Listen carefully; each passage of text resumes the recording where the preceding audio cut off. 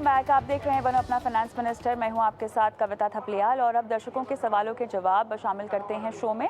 और हमारे साथ अभिजीत चौकसी, फाउंडर Stockify.in जुड़ गए हैं। अभिजीत, गुड इवनिंग, स्वागत है आपका हमारी इस पेशकश में। और आपके लिए हमारे साथ दर्शक भी जो हैं वो फ़ोन लाइन पर जुड़ गए हैं। गोविंद गिरी मेरे साथ फ़ोन लाइन पर हैं। गोविंद नमस्कार, कैसे हैं आप? नमस्कार मैम, मैं बढ़िया हूँ। आप कैसे हो मैम? मैं बिल्कुल ठीक हूँ, थैंक यू। क्या करते हो आप? मैं एक सॉफ्टवेयर इंजीनियर हूँ एक्चुअली। तो ओके। जो आपने पोर्टफोलियो फर्स्ट दिया ऑफ है ऑल मैम, उसमें आपका आप मैं शुक्रिया अदा करना चाहूँगा आपका और आपकी टीम का। तो जो आप जो प्रोग्राम करते हो that is very helpful actually for people like me. Thank you so much Govind, बहुत अच्छा लगा ये सुनकर और इसी तरह की इनकरेजमेंट हमें मिलती है और हम आपके लिए बेहतर से बेहतर शो भी लेकर आते हैं। धन्यवाद आपका। आपने सवाल अपना भेजा है हमें और उसमें आप 50,000 की SIP हर महीना कर रहे हैं, जिसमें से ICICI का ब्लू चिप आपके पास है, कोटक का फ्लेक्सी कैप है, HDFC का आपने मल्टी कैप लिया है, SBI का मिड कैप लिया है, SBI का स्मॉल कैप भी लिया है, निप्पॉन इंडिया का स्मॉल कैप भी लिया है। ठीक है, तो 8 लाख रुपए आपने डायरेक्ट भी लगाए हुए हैं शेयर बाज़ार में। आपने काफ़ी अच्छे से अपना पोर्टफोलियो जो है वो तैयार किया है, क्योंकि आपने लक्ष्य अपने बांधे हुए हैं, जिसमें से 80 लाख 17 साल के बाद, 1 करोड़ 21 साल के बाद, 5 करोड़ चाहिए 22 साल के बाद। PF में निवेश है, PPF में निवेश है, NPS में निवेश है, टर्म प्लान भी है और मेडिकल इंश्योरेंस भी है। चलिए, प्लानिंग तो आपकी बहुत बढ़िया है और कहना चाहूँगी कि आपने फंड्स भी सारे बहुत अच्छे अपने पोर्टफोलियो में शामिल किए हुए हैं। हालांकि थोड़ा सा स्मॉल कैप के में आपका एक्सपोजर ज़्यादा है, उसको कम करने की क्या ज़रूरत है या कम किया जा सकता है, अभिजीत बताएंगे। अभिजीत बताएं। हाय, गुड इवनिंग गोविंद जी।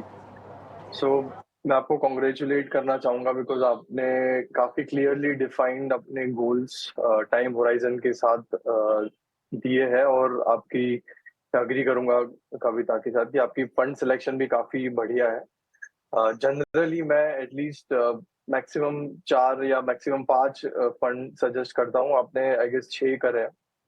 तो आपका जो फर्स्ट क्वेश्चन था कि क्या आपका जो गोल्स है वो अचीव हो पाएंगे, तो मैं सजेस्ट करूंगा कि डेफिनेटली आपका 20 या 22 साल के पहले ही काफी पॉसिबल है कि आप टारगेट अचीव कर लोगे। और जो जितना फंड्स डाइवर्सिफिकेशन की बात है उसमें मैं आपको एक ही सजेस्ट करूंगा कि आप कोटक फ्लेक्सी कैप से हटा के पराग पारिक फ्लेक्सी कैप में शिफ्ट कर सकते हो, जिसका मुझे ट्रैक रिकॉर्ड बेटर लगा। और अगर आपको कंसोलिडेट करना है तो आप जो आपके स्मॉल कैप फंड्स है उसको आप थोड़ा सा कंसोलिडेट कर सकते हो। जैसे आपने 2 अलग अलग स्मॉल कैप फंड में निवेश किया है, तो उसको अगर आप SBI में शिफ्ट कर सकते हो, निप्पॉन और SBI में, तो वो एक आपका थोड़ा कंसंट्रेटेड एलोकेशन हो जाएगा। मैं समझ सकता हूँ कि आपका 20 या 22 साल का होराइजन है, तो आपने और आप अग्रेसिव एक इन्वेस्टर हो, तो इस हिसाब से आपने SBI स्मॉल कैप में आपने ज्यादा निवेश किया है। तो आई थिंक आप उसमें कंटिन्यू कर सकते हो और ओवरऑल मेरा वही सजेशन रहेगा कि काफी इजीली अचीवेबल है आपका गोल। ऑलराइट, यहाँ पर इनको निवेश क्लियरली बढ़ाने की और ज़रूरत नहीं है ना अभिजीत, की ज़रूरत है? नहीं, अगर ये 50,000 की SIP अगर 20 साल के लिए कंटिन्यू कर रहे हैं, तो एंड प्लस उन्होंने जो मेंशन करा है कि उनका एग्जिस्टिंग फोलियो भी है 14 लाख का इन्वेस्टमेंट प्लस 8 लाख का इक्विटी पोर्टफोलियो भी है, तो दोनों अगर कंबाइन करके हम रिटर्न्स कैलकुलेट करते हैं तो वो इजीली 20 इयर्स के पहले उनके जो तीनों गोल्स है, child education, marriage and retirement का जो टोटल कॉर्पस है, वो इजीली अचीव कर लेंगे मेरे ख्याल से 17 या 18 साल में ही।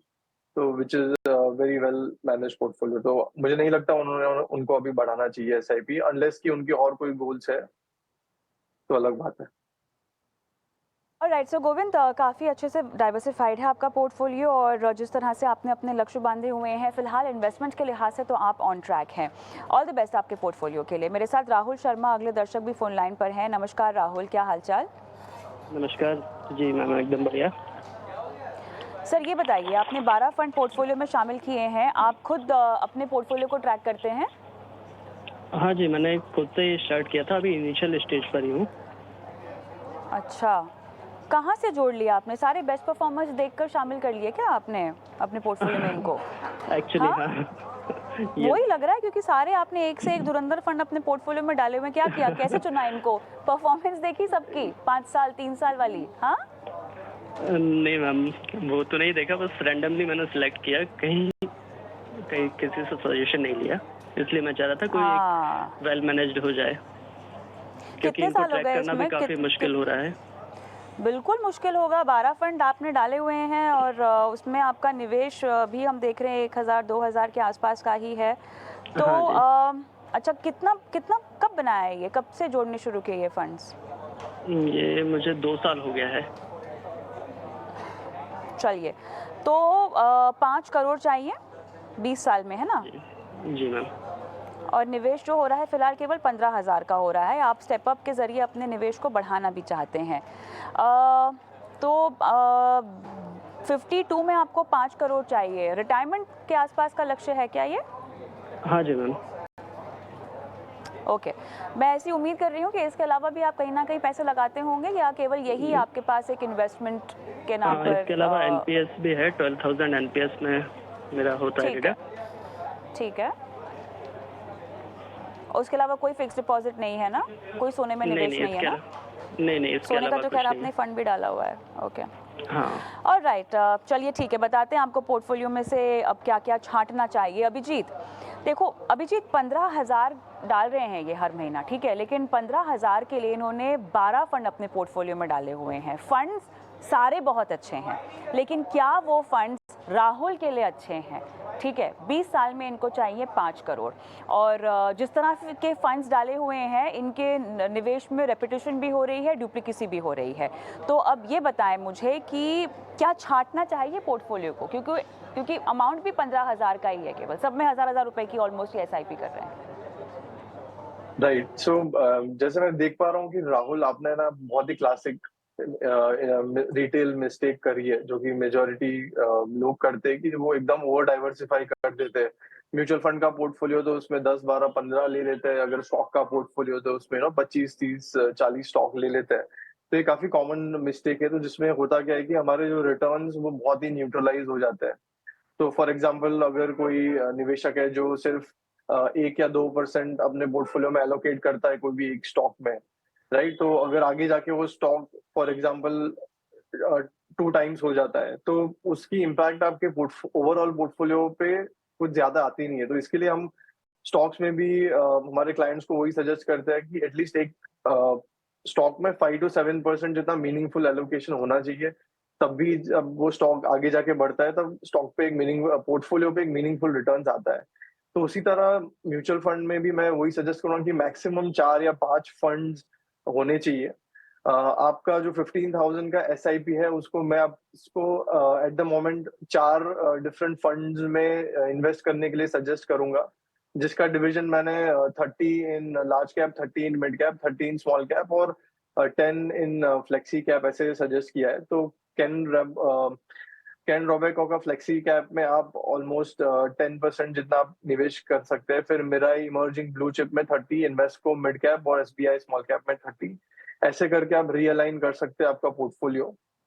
दूसरा, आपने जो एनपी नेशनल पेंशन और एसआईपी आपकी टोटल आपने जो बताई है, तो 7 to 8% मैंने कंसिडर करा है सीएजीआर, और उसके हिसाब से आप अराउंड 65-70 लाख जितना अचीव कर पाओगे आपकी एग्जिस्टिंग एनपीएस की एसआईपी से, और म्यूचुअल फंड की एसआईपी से अराउंड 1.5 जितना आप अचीव कर पाओगे at the end of 20 years. तो जो कि सिर्फ 40% ही हो रहा है आपके टोटल टारगेट का। तो अगर आपका 5 CR का टारगेट है, तो मैं आपको सजेस्ट करूंगा कि ग्रेजुअली, धीरे धीरे आप अपनी एसआईपी को इंक्रीज करके और 25,000 की एसआईपी इसमें आप जोड़ोगे, तो 40,000 तक आप अगर एसआईपी लेके जा रहे हो, तब जाके और प्लस आपकी एनपीएस जा रही है, तब जाके आप अपना 5 करोड़ का जो टारगेट है वो आप अचीव कर पाओगे इन 20 ईयर्स। तो 3 से 4 फंड्स में से क्या ये कैनरा बैंक का फ्लेक्सी कैप, मिरर इमर्जिंग का blue chip, Invesco mid cap और एसबीआई का स्मॉल कैप आप निकलने की सलाह दे रहे हैं Abhijeet? Yes, correct. Alright, Rahul और कोई सवाल पूछना है आपको? No ma'am, thank you. Alright, thank you so much Rahul, अपने सवाल हमें भेजा। और चलिए इसी के साथ अब रुक कर लेते हैं निवेश के गुरु मंत्र की ओर।